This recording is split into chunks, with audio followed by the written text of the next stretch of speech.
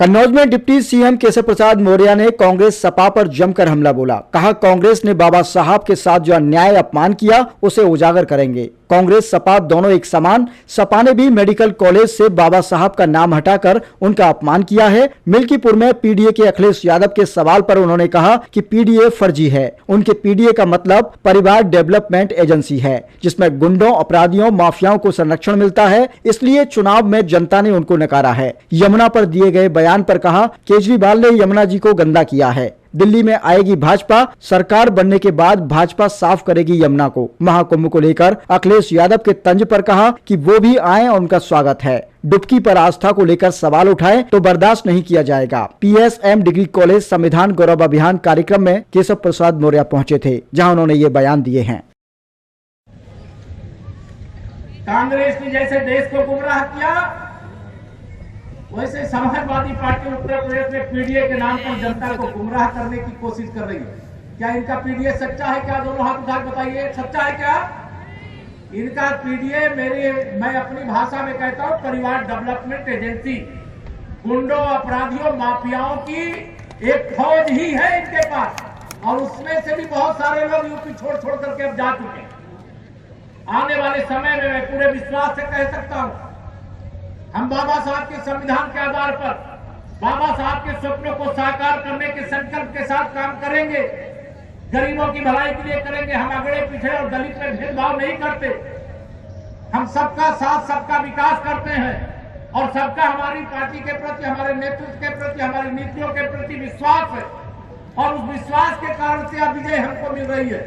मैं आप सब लोगों से यहां पर आज कहना चाहता हूं कि ये संविधान गौरव अभियान संविधान बनने के 75 वर्ष पूरे होने के बाद जो मनाया जा रहा है, इसको यहां सुन करके छोड़ मत देना।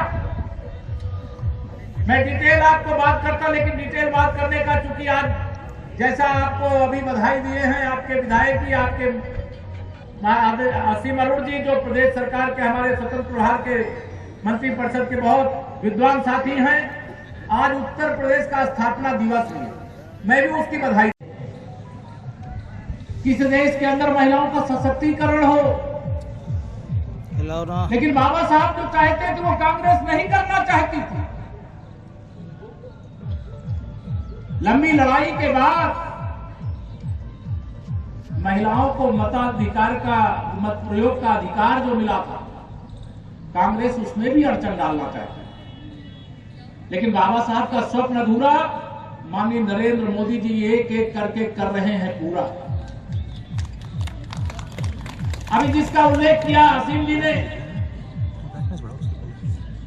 35%, 33% महिलाओं का आरक्षण लोकसभा और विधानसभा के अंदर देने का काम कांग्रेस ने किया है क्या? ये बाबा साहब का स्वप्न पूरा करने का काम माननीय नरेंद्र मोदी जी के नेतृत्व वाली सरकार ने किया। ना यार, गरीबों के जीवन में भी जो अनेक दुख है वो दूर हो,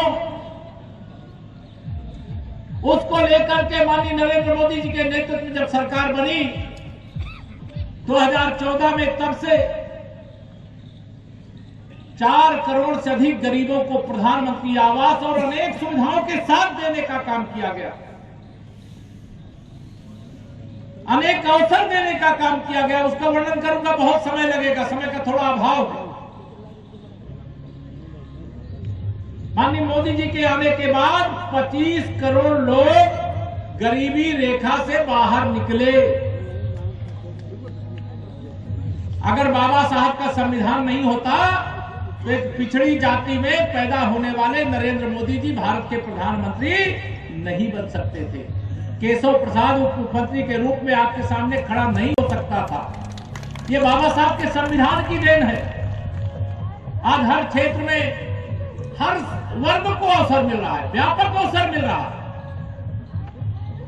अगर किसी के अंदर आगे बढ़ने की क्षमता है तो उसको आगे बढ़ने का मार्ग प्रशस्त करने की शक्ति जो देने का काम करता है वो बाबा साहब का संविधान करता है।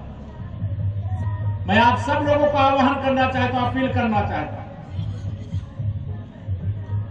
मैं 2024 का लोकसभा चुनाव याद नहीं करना चाहता। सपा और कांग्रेस की उस समय मिली भगत थी। झूठ बोलने की ऑटोमेटिक मशीन बन करके समाज को गुमराह करने का काम किए। लेकिन गुब्बारे में जो हवा थी वो एक गुब्बारे की तरह फूट गए थे, अहंकार के आकाश में चढ़ गए थे। कुछ सीटें जीत लिए, लेकिन तीसरी बार मोदी सरकार इस देश के गरीबों के कारण, किसानों के कारण, मजदूरों के कारण, वंचितों के कारण, आदिवासियों के कारण, अनुसूचित जाति, पिछड़ी जाति के सबके समर्थन के कारण जो वहां पर बनी है। ये लोग बात करते हैं पीडीए की, चलाते हैं परिवार डेवलपमेंट एजेंसी, गुंडों, अपराधियों और माफियाओं का करते हैं संरक्षण। ये बाबा साहब के संविधान का सम्मान नहीं है। जो कमजोरों का साथ ना दे, गुंडों और अपराधियों, माफियाओं का संरक्षण करे, और उसका परिणाम ये हुआ। लोकसभा चुनाव 2024 में ही हुए और 3 राज्यों में विधानसभा के चुनाव जो हुए उसमें हरियाणा तीसरी बार भाजपा सरकार वहां पर बनी। भारतीय जनता पार्टी बाबा साहब के संविधान की पुजारी है, बाबा साहब की पुजारी है। और इसका प्रमाण जब 2014 के 24 के लोकसभा चुनाव में इनके झूठ का दुष्प्रचार का खुलासा हो गया, पर्दाफाश हो गया। पर्दाफाश होने के बाद हरियाणा का विधानसभा चुनाव हुआ। श्री राहुल गांधी जी तो वहां सरकार की, अपने कांग्रेस सरकार की शपथ दिलाने की तैयारी कर रहे थे। श्री अखिलेश यादव जी समर्थन कर रहे थे। लेकिन जब ईवीएम खुली, वहां पर मतदाताओं ने अपने मताधिकार का प्रयोग करके बता दिया कि हरियाणा में जैसे देश में तीसरी बार मोदी सरकार, वैसे हरियाणा में तीसरी बार भाजपा सरकार बनाने का काम किया। गरीबों का समर्थन था, वंचितों का समर्थन था, कमजोरों का समर्थन था। महाराष्ट्र के अंदर भी विधानसभा चुनाव हुए। महाराष्ट्र के अंदर हुए विधानसभा चुनाव में भारतीय जनता पार्टी गठबंधन की ऐतिहासिक जीत हुई। महाराष्ट्र के इतिहास की सबसे बड़ी विजय। जो सपा और कांग्रेस के गुब्बारे में भरी हवा थी, उसे हरियाणा और महाराष्ट्र में निकाल करके बाहर कर दिया। यूपी के अंदर भी उपचुनाव हो रहे थे, 9 सीटों के उपचुनाव हुए थे। 7 सीटें भारतीय जनता पार्टी गठबंधन ने जीती। मैं इसकी आप सबको बधाई देना चाहता हूं और आपको यह भी बताना चाहता हूं, मिल्कीपुर में समाजवादी पार्टी की जमानत जब्त होने जा रही, वहां भी उपचुनाव हुआ। पार्टी राष्ट्रीय स्तर पर संविधान गौरव अभियान के अंतर्गत जो कार्यक्रम कर रही है, उसमें आज कन्नौज में कार्यक्रम था। बाबा साहब भीमराव अंबेडकर जी के चरणों में शीश झुका करके हम सब संकल्प लेते हैं कि बाबा साहब के साथ जो अन्याय, जो अपमान और जो उनकी भावनाओं की अनदेखी करके कांग्रेस ने पाप किया है, उसको उजागर करेंगे।